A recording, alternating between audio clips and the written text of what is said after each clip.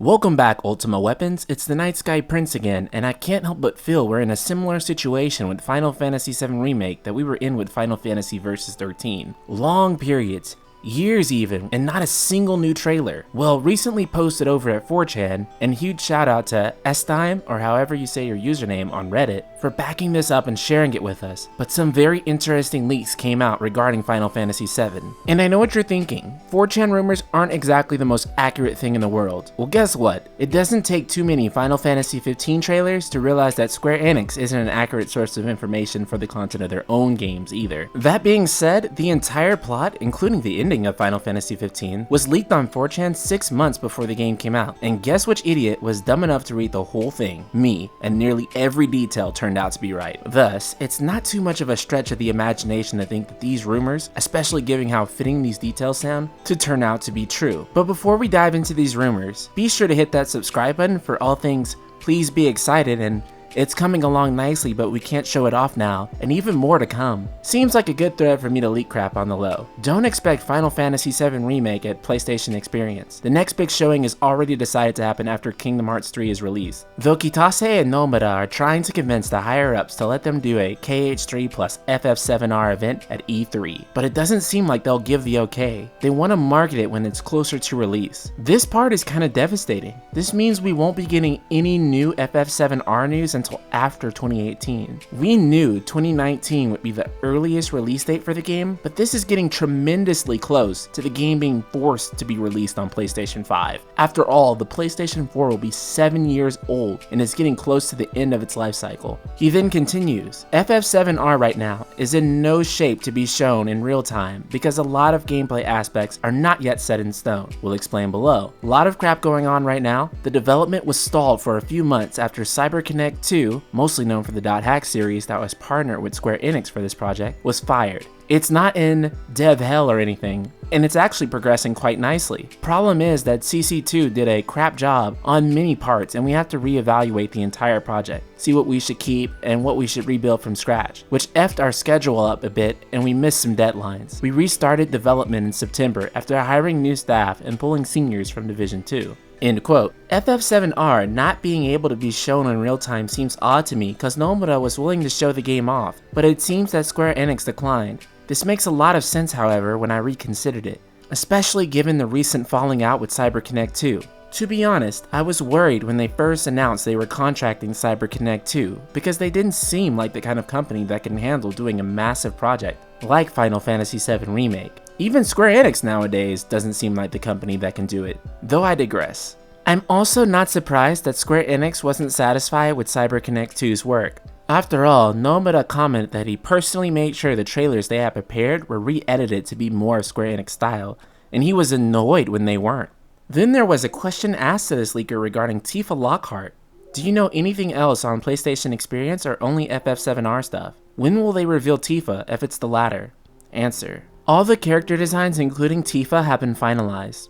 There is no plan to reveal characters in a specific order. The only character the team is definitely thinking of revealing at the next showing is Aerith. Tifa's tits have been slightly nerfed, however.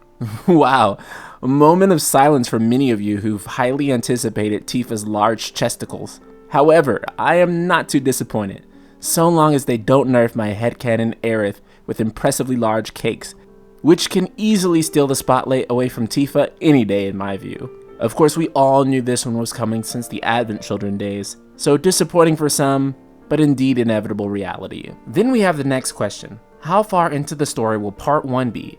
End of Midgar? And the answer was, the final boss of the first game is Genova Birth. That's where Part 1 ends.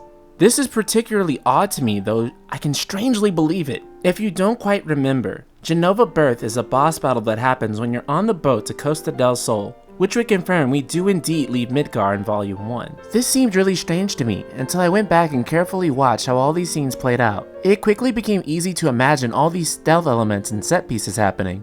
However, it seems like with Volume 2, it would begin a little lighthearted with the events of Costa del Sol, which seemed odd to me at first too, until I realized it's actually a good change of pace from the very intense opening and conclusion of the last volume of the remake. Then we have the next question. What's the time frame for Kingdom Hearts 3 then, if we have to wait until that's out? The answer was, KH3 is set for the end of 2018. No specific date as they don't know when they'll be ready. Some of our senior battle planners are working on 7R and KH3. I heard it's progressing pretty well and they haven't missed any deadlines so far. I don't know much more about Kingdom Hearts 3, not a lot of communication going on about it in the office. End quote. Of course, this makes sense again. Why would he know much specific Kingdom Hearts 3 information when he's been working full-time on Final Fantasy VII Remake? Two completely different teams, with the only commonality being Tetsuya Nomura and the Unreal Engine 4. Finally, and here's the big juicy part, he says, for the world map, we're working on something similar to Final Fantasy XII, an open world split in the zone, but still an open world confirmed. Not as many load screens though. Areas are split into zones and we're trying to make each zone as big and seamless as possible. To get into the cities, you'll have to go through a loading screen, but the cities are completely seamless, or at least that's the plan. Making Midgar completely seamless has been pretty effing hard because it's way bigger than it was in the original game.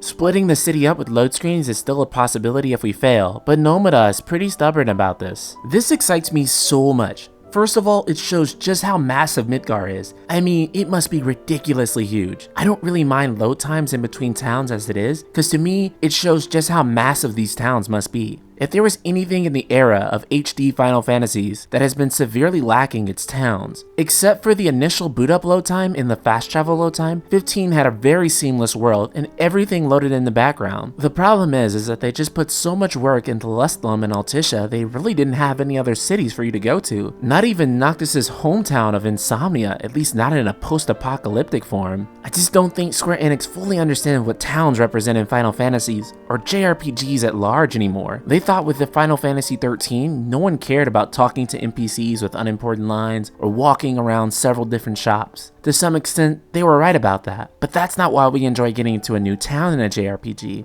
It's both a great milestone that we've achieved in our journey, but it also makes us feel the gravity of how far we travel, as well as familiarizes us with the people in the world we're supposed to be saving, giving us context to why the journey is so important. So it absolutely thrills me to know that Square Enix, allegedly, will be doing right by its classic memorable towns. So what do you guys think? All this information is mixed with good news and bad news, but if it turns out to be true, we won't be seeing Final Fantasy VII Remake until 2019. Does that make you guys excited? Angry? Let me know in the comments below so I can email them all to Matt Kishimoto. Thank you guys for watching and be sure to subscribe.